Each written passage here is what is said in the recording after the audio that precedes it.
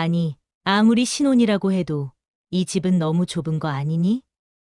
명색이 의사고 변호사라는 것들이 이런 좁은 집에서 살면 면이 서겠어. 아유, 나 같아도 쪽팔려서 이런 집은 안 살 것 같아. 여기는 공기가 너무 탁하다. 서울 공기 다 거기서 거기라지만 여긴 뭐 됐다. 여기 치우고 다른 데 알아보자. 장모님, 집은 둘이서 사는 곳인데 저희가 알아서 할게요. 그동안 저희 마음에 드는 것도 꽤 있었는데 장모님 마음에 계속 안 드신다고 해서 돌아본 거잖아요. 더 이상 매물도 저희 쪽에서 볼 수 있는 게 몇 개 안 남았습니다. 그러니 앞으로는 저희가 보고 판단해서 마련하겠습니다. 어머, 매물이 벌써 끝났어. 아니, 그러니까 애초에 돈을 더 쓸 생각을 해야지. 집은 재산인데 집 사는 거에 돈 아껴서 뭐 한다고 그렇게 짜게 쓰니? 자네는 변호사씩이나 돼 가지고 돈 안 모으고 뭐 했어? 아유, 남자가 이렇게 쪼잔해서야. 내 친구네 사위도 변호사라는데 걔네는 논현동에 아예 30억짜리 아파트 사서 들어갔다더라. 너는 그 정도는 못하더라도 비슷하게라도 해야 하는 것 아니냐? 내가 정말 창피해서 엄마들 얼굴 못 들고 다니겠어. 사돈 어른은 뭐 하신다더니 아들 힘들 때 더 보태주시라고 좀 하지 그래. 사연을 듣고 난 후 각자의 의견을 댓글로 남겨주시기 바랍니다. 사소한 댓글이라도 사연자분에게 큰 힘이 될 수 있습니다. 각색될 수 있고 사연자분의 입장에서 구성될 수 있습니다. 김승우 씨는 유복한 가정에서 많은 사랑을 받으며 성장했습니다. 그의 아버지는 중장비를 몰며 힘겨운 시절을 보내다 사업에서 성공을 거두며 가정을 풍족하게 만들었습니다. 그러나 아버지에게는 학업에 대한 한이 항상 남아 있었습니다. 젊은 시절 배움의 기회가 부족했기에 아버지는 고생하며 배움의 중요성을 절감하게 되었습니다. 그런 배움에 대한 갈망이 아버지의 마음 속에서 오래도록 남아 있었고, 그것이 곧 김승우 씨에 대한 남다른 교육열로 이어졌습니다. 김승우 씨는 어려서부터 아버지의 강한 기대 속에서 자라며 학업에 대한 지원을 아낌없이 받을 수 있었습니다. 아버지는 아들에게 풍족한 환경을 제공하는 것뿐 아니라 무엇보다도 깊이 있는 교육을 받고 그 배움을 실천하는 사람이 되기를 원했습니다. 아버지는 공부의 중요성을 늘 강조했습니다. 그는 승우 씨에게 자신의 경험을 이야기하며 배움이란 사람의 가치와 삶의 방향을 바꿀 수 있는 가장 큰 자산이라고 설명하곤 했습니다. 아버지가 직접 삶을 통해 체험한 배움에 대한 서름은 승우 씨에게 더 나은 기회를 주고자 하는 동기부여로 작용했습니다. 그래서 김승우 씨는 어릴 때부터 학업에 몰두하며 스스로에게 자부심을 갖게 되었습니다. 또한 아버지는 다양한 서적을 승우 씨에게 제공하며 지식을 넓히도록 도왔습니다. 아버지와 승우 씨는 종종 역사나 과학, 사회적 이슈에 대해 토론하며 서로의 생각을 나누기도 했습니다. 승우 씨는 그런 과정 속에서 아버지의 기대와 애정을 느꼈고 자신의 학업과 미래에 대해 책임감을 갖게 되었습니다. 어린 시절 김승우 씨는 또래 친구들보다 학습에 대한 열정이 뛰어났으며 자연스럽게 목표를 높게 잡았습니다. 부모님의 지원 속에서 그는 자신이 할 수 있는 최선을 다해 학문에 매진했고 그 결과 승우 씨는 스스로의 능력을 믿으며 점차 꿈을 키워 나가게 되었습니다. 아버지의 서름에서 비롯된 교육에 대한 열정이 승우 씨의 성장에 큰 영향을 미치며 그의 인생을 이루는 중요한 바탕이 되었습니다. 그는 아버지의 기대처럼 학업에 열심히 매진하며 성과를 냈습니다. 학교에서도 우수한 성적을 유지했으며 아버지가 기대하는 대로 모범적인 학생으로 성장했습니다. 그러나 그의 내면에는 아버지의 모습을 많이 닮아 사업에 대한 관심이 깊게 자리 잡고 있었습니다. 어릴 때부터 아버지의 이야기를 들으며 자란 그는 아버지의 사업 수완과 성취에 매료되었고 스스로도 경제와 사업의 세계에 끌리곤 했습니다. 하지만 김승우 씨는 아버지의 깊은 바람을 누구보다 잘 알고 있었고 아버지의 희생과 교육열에 보답하고 싶었습니다. 결국 그는 사업의 길보다는 아버지의 기대에 맞는 길을 선택하기로 결심했습니다. 변호사나 검사, 판사가 되어 법조계에 진출하는 길이 아버지를 기쁘게 할 수 있는 최선이라고 생각했습니다. 그는 이 목표를 마음에 새기고 아버지의 꿈을 실현하기 위해 그 길로 나아가기로 굳은 다짐을 했습니다. 김승우 씨에게는 사업에 대한 열망이 있었지만 아버지의 희망을 이루어드리는 것이 더 큰 가치라고 여겼기에 법조인의 길을 걷기로 한 그의 선택은 자신뿐만 아니라 가족 모두를 위한 것이기도 했습니다. 사실 그가 법조계에 깊이 집착하게 된 이유는 어린 시절 겪은 사건에서 비롯되었습니다. 그의 가족은 당시 풍족한 삶을 살고 있었지만 부모님이 거래처와의 거래에서 크게 사기를 당하는 사건이 벌어졌습니다. 그 일은 가족의 생계를 위협할 정도로 심각했습니다. 김승우 씨의 부모님은 그로 인해 거의 모든 것을 잃을 뻔했고 사업이 무너질 위기 속에서 벗어날 방법이 없어 보였습니다. 하루아침에 길바닥에 나앉아야 할 상황이었기에 온 가족은 깊은 절망에 빠졌습니다. 하지만 다행히 주변 사람들의 도움으로 인해 그 위기는 겨우 극복할 수 있었습니다. 가족의 친구와 친척들이 물심양면으로 나서서 도와줬고 그 외에도 여러 사람이 함께 힘을 보태 주었기에 그 절망적인 상황에서 벗어날 수 있었습니다.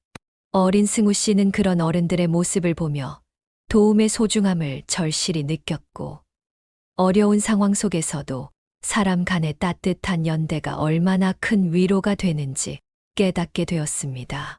하지만 이 사건은 승우 씨에게 강한 인상을 남기며 그의 내면에 깊은 상처와 결심을 새겼습니다. 부모님이 그런 일을 겪는 동안 그는 자신이 아무것도 할 수 없었던 어린아이였기에 더욱 무력감을 느꼈습니다.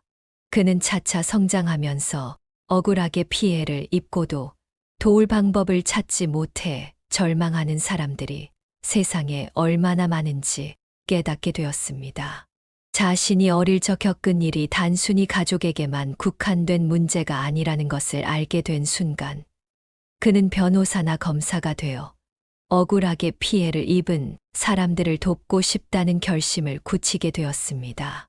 그에게 있어 법조인이 된다는 것은 단순히 직업을 선택하는 문제가 아니라 과거의 자신처럼 법의 도움을 필요로 하는 사람들에게 실질적인 지원을 줄 수 있는 길이었습니다. 그는 법을 통해 억울함을 푸는 일에 열정을 쏟을 수 있었고, 이는 그가 변호사라는 직업에 헌신하게 된 중요한 이유가 되었습니다. 또한 아버지가 오랫동안 바랐던 법조인의 길을 걷게 됨으로써 그의 가족이 자랑스러워할 수 있는 삶을 살아가고자 하는 의지도 그의 결심을 더 단단하게 만들었습니다. 어린 시절의 그 사건을 통해 김승우 씨는 자신의 능력으로 타인의 어려움을 돕고 정의를 바로 세우는 역할을 하고 싶었습니다. 그에게는 그때의 기억이 단순한 상처가 아닌 평생의 목표를 부여해 준 중요한 경험으로 남아 있었습니다. 그는 단순히 법을 다루는 사람이 아닌 억울하게 피해를 입은 사람들의 목소리를 대변하는 사람이 되고 싶었습니다. 아버지의 기대를 안고 법대에 진학하여 치열하게 학업에 몰두했습니다. 아버지가 꿈꿔온 길을 걷기로 한 그는 힘든 법학 과정을 마치면서도 그동안 쌓아온 열정과 노력을 되새기며 포기하지 않았습니다. 법학이라는 분야가 그에게 낯설고 때로는 힘들게 다가왔지만 아버지의 바람을 실현하는 과정이기에 누구보다 열심히 임할 수 있었습니다. 그는 대학 시절부터도 변호사 시험 준비를 철저히 했으며 그렇게 노력한 끝에 마침내 30대 초반에 변호사 시험에 합격하게 되었습니다. 합격 소식을 들은 김승우 씨는 비로소 아버지에게 보답했다는 생각에 벅찬 감정을 느꼈고 그동안의 노력이 결실을 맺었다는 사실에 큰 성취감을 느꼈습니다. 그의 아버지는 이 소식을 듣고 무척 자랑스러워하며 큰 기쁨을 감추지 못했습니다. 아버지가 오랜 시간 그토록 원했던 바람을 아들이 이뤄낸 것이었고, 이는 아버지에게 있어서도 이루지 못했던 꿈을 대리로 이뤄준 것과 같았습니다. 아버지는 승우 씨의 성과에 감동을 느끼며 이제는 아들이 새로운 길에서 마음껏 능력을 펼치기를 바랐습니다. 변호사가 된 후 그는 새로운 커리어의 길을 본격적으로 시작하게 되었습니다. 그의 마음속에는 여전히 사업에 대한 열망이 남아 있었지만 그는 우선 아버지의 바람대로 법조계에서 경력을 쌓기로 결심했습니다. 법조인의 역할을 충실히 수행하면서도 그는 법적 지식을 바탕으로 언젠가 사업에도 응용할 수 있으리라 기대하며 꾸준히 경험을 쌓아갔습니다. 열심히 달려온 그도 이제 혼기가 다 찬 청년이 되었습니다. 그는 30대 중반이 되어서야 연애도 해볼까 싶어 나간 소개팅 자리에서 여자친구를 처음 만났고, 그녀의 직업은 의사였습니다. 그녀는 성격이 굉장히 침착하면서도 다정하고 착했기 때문에 김승우 씨는 한눈에 반하고 말았습니다. 그녀 역시 같은 마음이었던지 두 사람은 빠르게 가까워졌고 서로 알아가는 시간도 오래 가지 않은 채 연애 상대로 발전하게 되었습니다. 연애를 할 때에는 승우 씨나 여자친구 모두 상당히 바쁜 직업을 가졌기 때문에 많이 만나기가 어려웠습니다. 일주일에 겨우 두세 번 만날 수 있으면 많이 만나는 것이었고, 그마저도 어려울 때가 많아 일주일 내내 보지 못하는 경우도 허다했습니다. 그렇게 길다면 길고 짧다면 짧은 2년간의 연애를 이어갔고, 마침내 김승우 씨가 프러포즈를 하여 늦은 나이에 결혼을 약속하게 되었습니다. 그는 앞으로 행복만이 있을 줄 알았습니다. 직업도 안정적이었고 다정하고 똑부러진 여자친구와 결혼해서 잘 살 줄만 알았기 때문입니다. 하지만 결혼을 준비하면서 여자친구가 아닌 그 너머에 있는 주변 사람들을 만나게 되면서 김승우 씨는 이제껏 겪어보지 못한 충격과 상처를 받기 시작했습니다. 그 시작은 상견례 자리에서였습니다. 이미 양쪽의 인사는 다 마친 상태였기 때문에 그는 아무 탈 없이 결혼 이야기가 잘 마무리될 것이라고 예상했습니다. 처음에는 가벼운 이야기를 나누며 대화를 이어가고 있었기 때문에 그는 이대로 잘 끝나리라고 생각하고 있었습니다. 그러나 김승우 씨의 평화로운 생각을 무참히 깨버린 것은 예비 장모님의 한마디였습니다. 아들을 변호사로 키우셨다니 참 훌륭하시네요. 저희도 딸을 의사로 키워서 자랑스럽게 생각하고 있답니다. 그런데 사실 딸은 출가외인이라는 말이 있지요. 앞으로 우리 딸이 사돈댁으로 시집을 가면 우리 집 식구가 아닌 게 되니까. 그럼 죽 쑤어서 개 주는 꼴 아니겠어요? 아유, 그동안 우리가 이 딸한테 투자한 게 얼마나 아깝겠어요. 그러니 이번에 저희 딸 데리고 가시면서 3억 정도는 해주셔야 저희도 덜 손해보는 기분이 들 것 같네요. 요즘이 어떤 시대인지도 모르고 다짜고짜 딸을 키워준 값으로 3억을 내놓으라는 처가의 말에 그의 가족들은 모두 멍해질 수밖에 없었습니다. 요즘 시대의 딸이 출가외인이라는 말도 어색한데 딸을 키운 값으로 3억을 내놓으라는 말은 상식선에서 나올 수 있는 말이 아니었기 때문입니다. 그래도 그의 아버지는 언제나 상황 대처가 빠르신 분이었기 때문에 그 자리에서 무작정 거절하지 않고 단호하게 말씀하셨습니다. 그렇죠. 딸은 출가외인이라는 말 깊이 공감합니다. 저희 집사람이 저한테 시집 와서 아이들 어릴 때까지만 해도 본인 친정을 마음 편히 못 갔습니다. 하지만 시대가 많이 변하면서 친정을 잘 다녔죠. 그리고 큰딸도 시집간 뒤에 저희 집에 자주 왔다 갔다 하고 있습니다. 그러니 옛날에나 쓰던 출가외인이라는 말은 더 이상 신경 쓰지 않으셔도 될 것 같습니다. 따님을 훌륭한 의사로 키워 보내주시는 답례는 천천히 이야기하도록 하겠습니다. 그의 아버지의 조용하면서도 단호한 대답에 예비 장모님은 당황한 기색이었지만 아무렇지 않은 척 헛기침을 하며 대화를 다른 주제로 돌렸습니다. 그때까지는 처지기가 일단락되는 듯 보였으나 이는 김승우 씨의 착각이었습니다. 바로 그때부터 처가의 만행이 시작된 것이었습니다. 상견례 자리에서 헤어진 후 그는 이 사건을 넘어갈 수 없어 여자친구와 이야기를 나눴고 그녀는 매우 미안해하며 부모님께 다시 말씀드리겠다고 했습니다.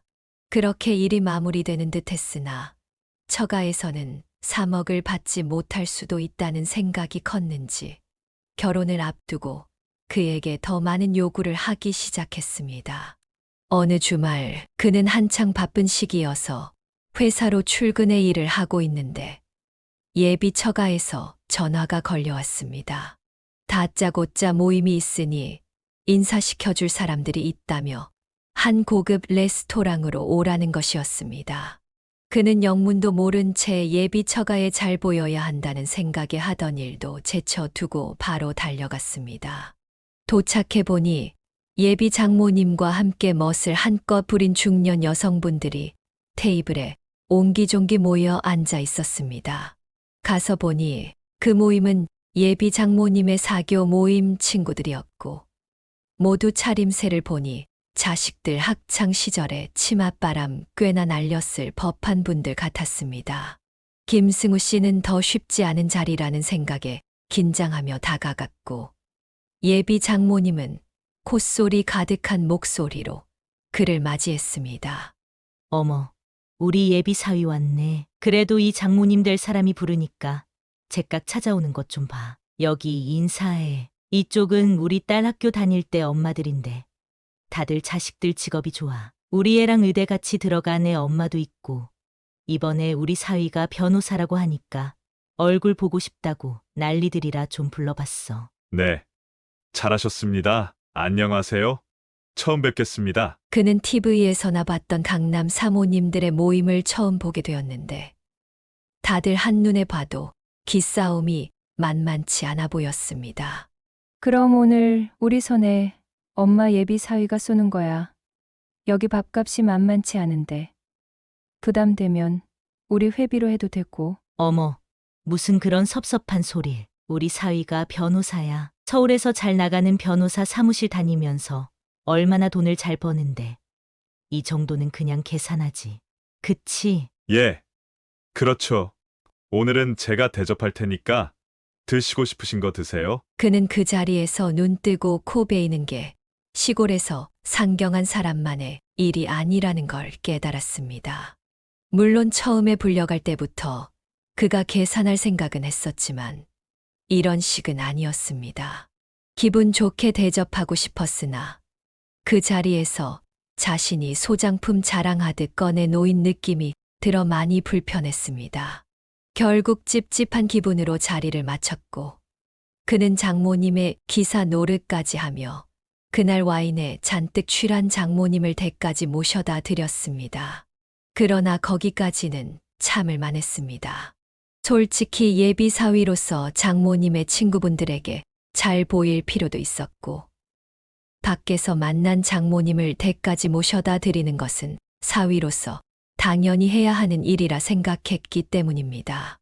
그러나 예비 장모님은 거기서 멈추지 않았습니다. 장모님과의 불편한 만남은 그 후에도 계속되었습니다. 상견례 자리에서는 집을 승우 씨 쪽에서 마련하기로 했었는데 아무래도 그와 아내 모두 직장이 서울이다 보니 집을 구하는 게 쉽지 않았습니다. 워낙 집값이 비쌌기 때문입니다. 그럼에도 불구하고 그의 부모님은 이럴 때 쓰라고 그동안 모아둔 돈을 내주셨습니다. 서울에 집을 구하기엔 다소 부족했지만 너무 고맙고 감사했기 때문에 김승우 씨는 꼭 열심히 살아서 2배로 갚겠다고 다짐하며 기쁘게 받았습니다. 부족한 부분은 은행 대출로 메우기로 했습니다. 하지만 집을 알아보는 과정에서 장모님이 시도 때도 없이 따라 나서며 사사건건 시비를 걸었습니다. 김승우 씨와 예비 아내가 함께 집을 보고 괜찮다고 생각하면 장모님이 말을 꺼냈습니다. 아니, 아무리 신혼이라고 해도 이 집은 너무 좁은 거 아니니? 명색이 의사고 변호사라는 것들이 이런 좁은 집에서 살면 면이 서겠어. 아유, 나 같아도 쪽팔려서 이런 집은 안 살 것 같아. 여기는 공기가 너무 탁하다. 서울 공기 다 거기서 거기라지만 여긴 뭐 됐다. 여기 치우고 다른 데 알아보자. 장모님은 그와 여자친구가 고르는 집마다 죄다 싫다고 태클을 걸었습니다. 하지만 장모님이 돈을 내는 것도 아니고 집은 순전히 승우 씨가 마련하는데도 장모님의 태클은 멈추지 않았습니다. 그는 결국 참지 못하고 말씀을 드렸습니다. 장모님, 집은 둘이서 사는 곳인데 저희가 알아서 할게요. 그동안 저희 마음에 드는 것도 꽤 있었는데 장모님 마음에 계속 안 드신다고 해서 돌아본 거잖아요. 더 이상 매물도 저희 쪽에서 볼 수 있는 게 몇 개 안 남았습니다. 그러니 앞으로는 저희가 보고 판단해서 마련하겠습니다. 어머, 매물이 벌써 끝났어. 아니, 그러니까 애초에 돈을 더 쓸 생각을 해야지. 집은 재산인데 집 사는 거에 돈 아껴서 뭐 한다고 그렇게 짜게 쓰니? 자네는 변호사식이나 돼 가지고 돈 안 모으고 뭐 했어? 예비 장모님의 말에 김승우 씨는 더 이상의 답을 할 수 없었습니다. 그날도 장모님은 조금도 양보하지 않고 그를 압박하며 결혼 준비 과정 내내 그의 마음을 불편하게 했습니다. 그는 장모님의 말을 듣고 차마 더 이상 참을 수 없었습니다. 장모님, 지금까지 본 집들도 매매가가 10억이 넘습니다. 여기서 더 비싼 곳을 찾는 건 저희 수준에서 욕심입니다. 그러니 저희가 알아서 할 테니 이제 장모님은 더 이상 간섭하지 말아주세요. 아유, 남자가 이렇게 쪼잔해서야. 내 친구네 사위도 변호사라는데 걔네는 논현동에 아예 30억짜리 아파트 사서 들어갔다더라. 너는 그 정도는 못하더라도 비슷하게라도 해야 하는 것 아니냐? 내가 정말 창피해서 엄마들 얼굴 못 들고 다니겠어. 사돈 어른은 뭐 하신다더니 아들 힘들 때 더 보태주시라고 좀 하지 그래. 장모님 말씀이 지나치시잖아요. 여기서 더 말씀하시면 저 더 못 참고 장모님께 화낼 것 같으니 그만하세요. 오늘은 이만 들어가 보겠습니다. 장모님과의 설전 후 화가 나서 집으로 돌아왔습니다. 그를 더욱 화나게 만든 것은 말도 안 되는 소리를 늘어놓는 장모님 옆에서 아무 말도 하지 못하고 있는 여자친구의 모습이었습니다. 장모님의 기세가 워낙 강했지만 그토록 아무 말도 하지 못하는 그녀를 보며 그는 짜증과 답답함이 컸습니다. 결국 더 큰 일을 만들고 싶지 않아 그는 혼자 집으로 돌아왔습니다. 그 후 그는 한동안 여자친구를 보고 싶지 않아 결혼 준비도 멈추고 주말에 부모님 집에 가서 온 가족이 모인 자리에서 집을 구하는 과정에서 겪은 일들을 모두 이야기했습니다. 그 자리에는 누나도 와 있었습니다. 엄마, 나 결혼 다시 생각해봐야 할까봐. 갑자기 무슨 소리야? 상견례까지 다 끝난 상황인데 다시 생각해 본다니. 이번에 신혼집을 구하는데 저쪽에서 집 구하는 돈 한 푼 보태주지도 않으면서 더 많은 걸 요구하잖아. 아파트가 가장 좋은 투자처라면서 강남 쪽 아파트를 고집하셔서 정말 머리가 아파 죽겠어. 엄마도 알잖아. 그쪽 아파트들 얼마나 비싼지. 그 말을 들은 어머니는 화가 나서 소리를 내셨습니다. 아니, 그 여자는 상견례 자리에서도 황당한 소리를 하더니 이제는 집 구하는 것까지 사사건건 시비를 걸어? 그깟 의사가 뭔 벼슬이라고 그렇게까지 나대나?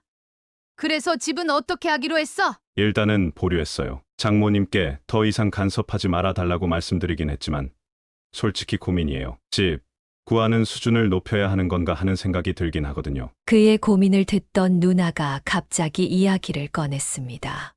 엄마, 아빠, 우선 내가 좀 도와줄까? 우리 아파트 지금 2배 넘게 뛰어서 여유가 좀 있고 남편 사업도 잘 돼서 돈이 좀 있어. 내가 열심히 모아서 갚으면 되잖아. 장모님 말도 틀린 건 아니잖아. 요즘 돈 모아서 부동산 투자하는 사람 많아. 그러니까 나쁘게만 생각하지 말고 잘 생각해봐. 아파트 값도 오를 수 있는 거니까 내 마음이 가장 중요하니 잘 생각해보고 결정해. 누나가 왜 이래? 매형한테 눈치 보고 싶지 않아. 우선 내 일은 내가 알아서 할게. 아니야. 그래도 장모님 말대로 집이나 결혼 예물은 재산 같은 거야. 초반에 좀 무리한다고 해도 나쁠 건 없어. 그러니까 내가 주는 돈, 아버지가 주신 돈, 그리고 대출 좀 얹으면 어떻게든 구할 수 있을 거야. 그 대신 아파트는 내 명의로 꼭 하고. 누나의 눈물 나는 헌신 덕분에 김승우 씨는 마침내 좋은 집을 알아볼 수 있게 되었습니다. 김승우 씨는 장모님께 갚아야 할 돈을 빌려주신 것에 대해 감사했지만 그와 동시에 더 이상 참을 수 없는 장모님의 만행이 계속되었습니다. 이번에는 처가 쪽에서 해오기로 한 혼수 문제로 갈등이 일어났습니다. 그는 혼수를 장만하러 다니는 일정 중 또다시 장모님과 함께하게 되었고 이 상황에 매우 짜증이 났습니다. 아니, 장모님 여긴 어떻게 나오셨어요? 우리 딸이 오늘 혼수 알아본다고 하길래 내가 따라 나왔지. 그래도 내가 좀 봐야 제대로 보지. 너네가 뭘 알고 보겠니? 얼른 들어가 보자. 김승우 씨는 그동안 여자친구에게 더 이상 장모님을 모시고 오지 말라고 말을 해둔 상황이었기에 황당한 눈빛으로 여자친구를 바라보았습니다. 그러나 여자친구는 미안한 눈빛으로 그를 쳐다보고 있었고 이미 장모님이 나온 상황이라 어쩔 수 없이 같이 돌아보기 시작했습니다. 가전제품을 고르는 동안 장모님이 이상한 이야기를 꺼냈습니다. 다른 건 다 준비됐고 청소기랑 전자레인지만 보면 될 것 같다. 네. 장모님, 무슨 말씀이세요? 다른 게 다 준비됐다는 게 무슨 뜻이에요? 어머, 얘가 말 안 했니? 비싼 가전제품들은 우리 집에 있는 걸로 하면 될 것 같아서. 뭐하러 돈을 써?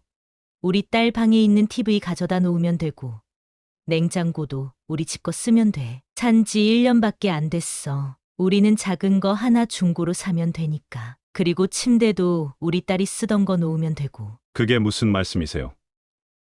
장모님 말씀은 저희가 중고 가전제품으로 혼수를 장만한다는 건가요? 새 것도 하루만 쓰면 중고되는 거야. 그러니까 그렇게 알고 있어. 오늘은 전자레인지랑 청소기만 보면 될 것 같다. 김승우 씨는 금시초문의 이야기에 여자친구에게 물었습니다. 당신이 설명해봐. 이게 다 무슨 소리야? 왜 나한테 한마디도 안 한 건데? 아, 내가 말할 타이밍을 놓쳤어. 미안해. 그동안 바빠서 제대로 얘기할 시간도 없었잖아. 이건 어제 엄마랑 이야기된 거라. 도대체 무슨 말이야? 그래도 신혼집인데 어떻게 전에 쓰던 걸 쓸 수가 있어? 정말 해도 너무하는 거 아니야? 김승우 씨는 점점 지쳐갔고 이 상황에서 어떻게 해야 할지 판단이 서지 않아 한숨을 내쉬며 장모님께 다시 말씀드렸습니다. 장모님, 저는 이건 용납하기 어려워요. 장모님께서 집 문제도 간섭하시기에 저희 누나가 보태준 돈으로 좋은 집을 구하기로 했는데 장모님께서도 그에 맞게 혼수를 해줘야죠. 저희에게 중고 혼수를 강요하는 게 도대체 어느 나라 말입니까? 싫습니다. 저도 새 물건을 쓰고 싶습니다. 오늘은 더 물건을 못 볼 것 같으니 여자친구와 따로 만나서 해결하겠습니다. 오늘은 이만 돌아가세요. 김승우 씨는 그렇게 이야기하고는 자리를 떠나버렸습니다. 그는 더 이상 피 빨아먹는 기생충처럼 행동하는 장모님과 함께할 수 없었습니다. 게다가 그런 장모님께 한마디도 못하고 이리저리 끌려다니는 여자친구를 보며 실망감이 컸습니다. 그는 장모님이 다시 한번 간섭하시면 결혼까지도 다시 생각해 보겠다고 여자친구에게 선전포고를 했습니다. 하지만 장모님은 이를 눈치채지 못한 것인지 철면피로 다시 그에게 전화를 걸어 황당한 요구를 해왔습니다. 요즘 김장철인 거 알지? 사돈네 김장은 하셨어? 아니요.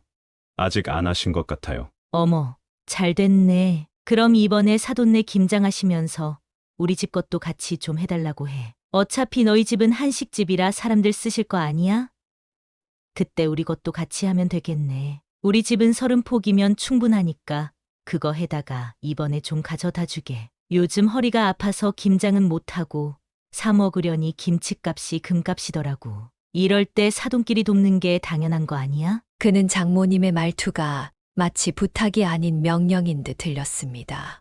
그때서야 그는 장모님이 상식 밖의 사람이라는 걸 깨닫고 말로 해서는 안 되는 존재라는 것을 알게 되었습니다.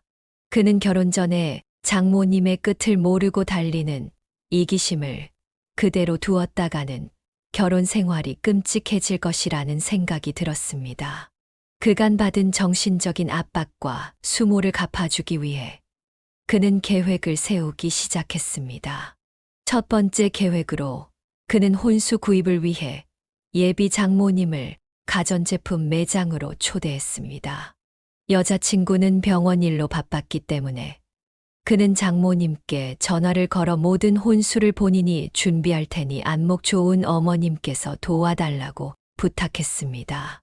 그의 부탁에 평소 집에 있는 중고 가전제품도 문제 없다고 하시던 장모님이 돌변하여 팔짱을 끼며 친한 척하기 시작했습니다.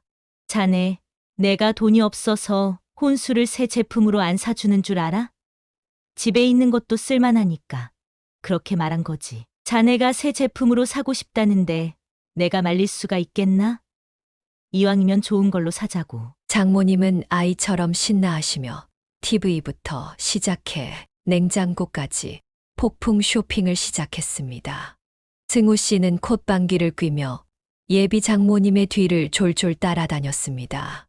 그렇게 전자제품을 전부 고르고 나니 총 금액은 1,500만 원이 넘었습니다. 결제를 해야 할 때가 되자 그는 자신의 계획을 실행하기로 했습니다. 1,560만 원입니다. 아, 네, 어머님. 제가 깜빡하고 사무실에 지갑을 두고 온 것 같아요. 어떡하죠? 갑자기 그게 무슨 소린가? 지갑을 놓고 왔다니. 제가 급하게 나와서 두고 나왔나 봐요. 정말 죄송해요. 그러니 어머님, 먼저 카드로 결제해 주실 수 있을까요? 제가 이번 달 안에 꼭 갚겠습니다. 어머님, 저 믿으시죠? 뭐, 나보고 하라고? 그래도 변호사 사위를 믿어야지. 얼른 결제하고 가세. 아유, 감사합니다. 정말 급해서 어쩔 수가 없네요. 그렇게 모든 가전제품 비용은 장모님이 먼저 결제하게 되었습니다. 그는 사실 카드값을 갚을 마음이 전혀 없었습니다. 그저 혼수는 새 제품으로 받기 위해 조금 머리를 굴린 것이었습니다. 결혼 준비를 위해 그의 가족들이 온 힘을 다해 신혼집을 구했기에 약속한 혼수는 당연히 받아야 한다고 생각했습니다.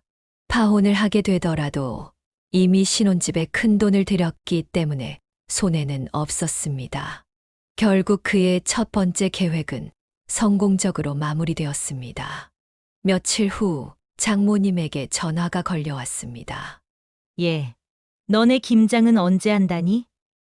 우리 집 김치가 다 떨어져서 30포기 정도만 해오면 좋겠어. 김장값은 따로 안 줄 테니 사돈집 한식집이니 인심 써서 해오면 좋겠지?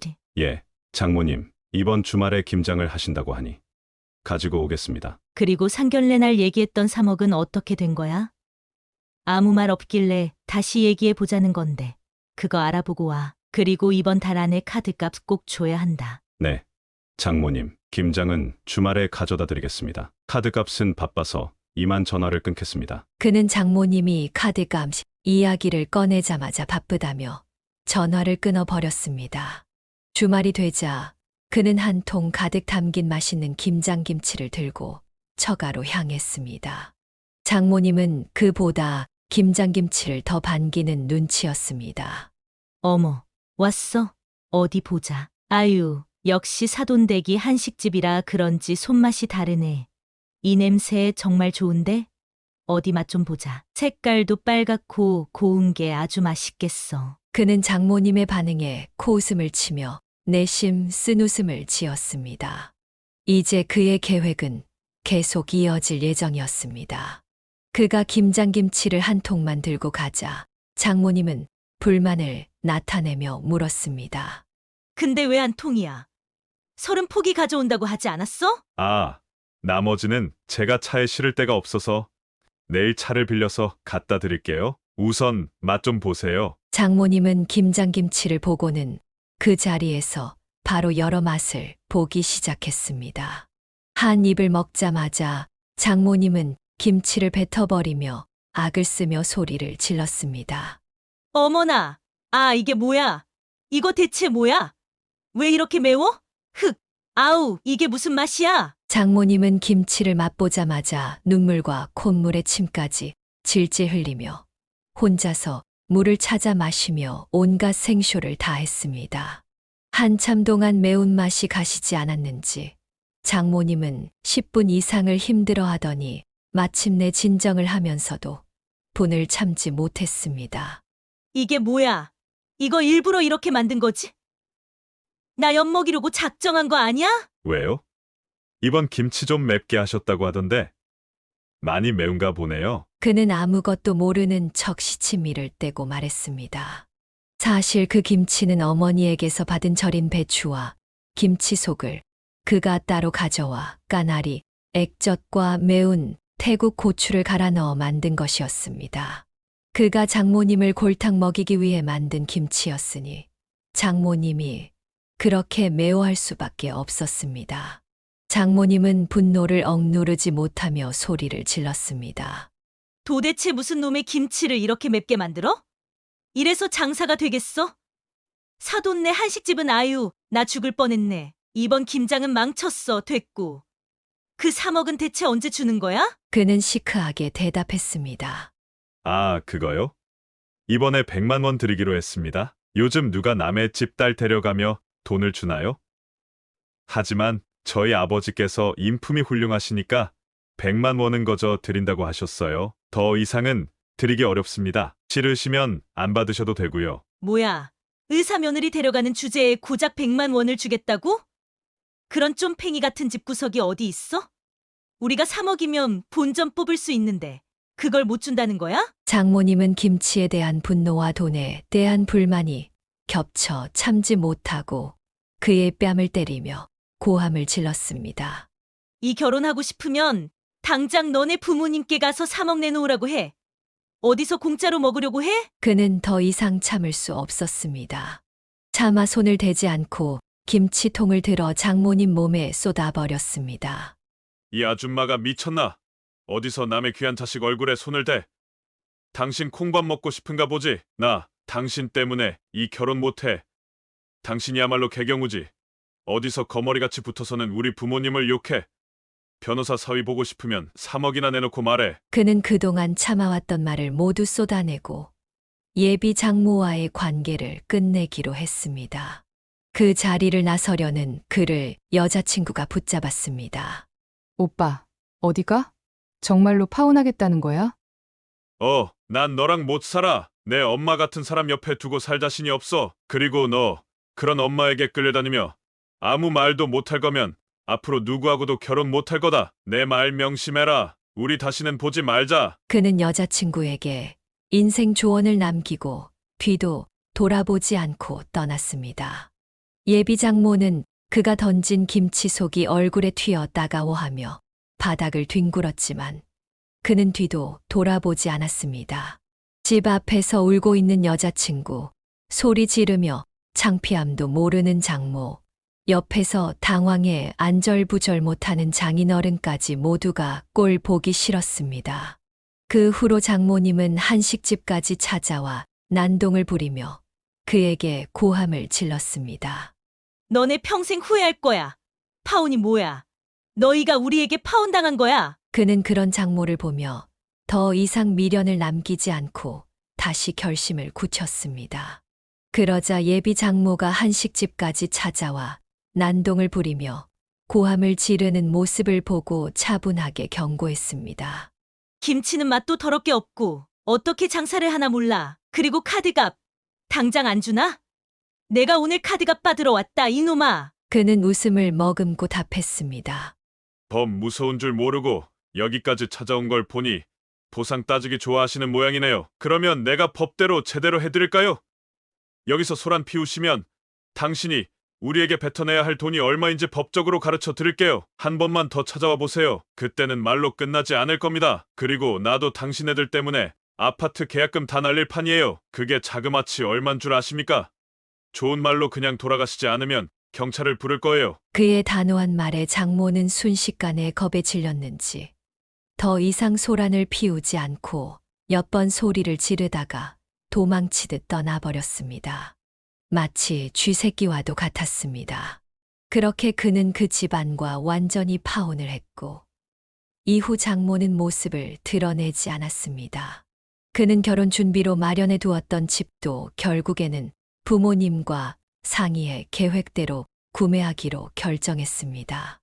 혼자 살기엔 집이 넓어 전세를 주고 있었는데 그 덕분에 아파트 값이 2년 만에 3억 가까이 올랐습니다. 그는 장모 덕분에 이렇게 큰 돈을 단기간에 벌게 된 상황을 되새기며 웃음이 나왔습니다. 장모는 혼수품을 모두 새로 샀음에도 불구하고 그것들을 중고로 싸게 내놓았다고 했습니다. 결국 그는 3억이라는 이익을 얻었지만 장모는 카드값의 절반도 건지지 못했다니 얼마나 억울했을지 생각만 해도 웃음이 나왔습니다. 그 이후 여자친구였던 사람은 승우 씨에게 매달리려 몇 번 찾아왔습니다. 하지만 그는 단호하게 관계를 끊었습니다. 결혼 준비 과정에서 부모에게 이리저리 끌려다니는 모습에 실망했고 그동안 보지 못했던 부분들을 보게 되면서 이 인연은 여기까지라는 결심을 했기 때문입니다.